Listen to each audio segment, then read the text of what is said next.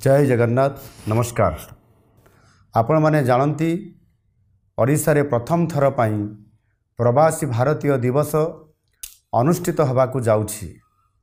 जनवरी 8 रु 10 तारिख पर्यंत विश्वर कोण अनुकोण रे रहुतबा भारतीय माने ओडिशा आसुछंती। अनेक वर्ष परे आम ओडिया माननक पई एहा एक अपूर्व सुजोग।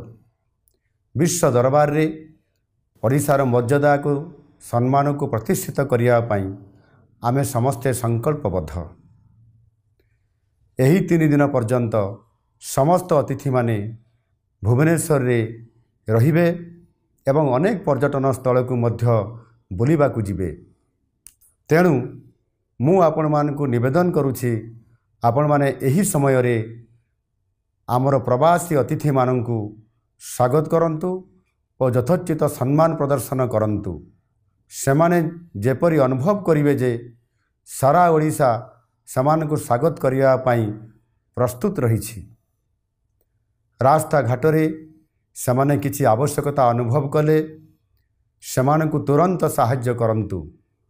सेमान को एपरी सुंदर व्यवहार करंतु जेपरी सेमाने अनुभव करिवे जे सेमाने प्रकृतरे निज जन्म माटी रे निज देश रही अछंती।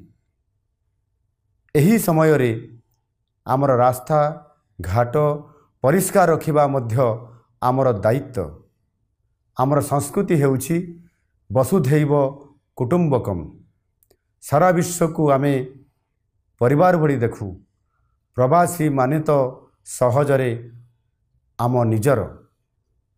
आसंतु आमे समस्ते मिसी प्रवासी भारतीय दिवस को सफल करिबा।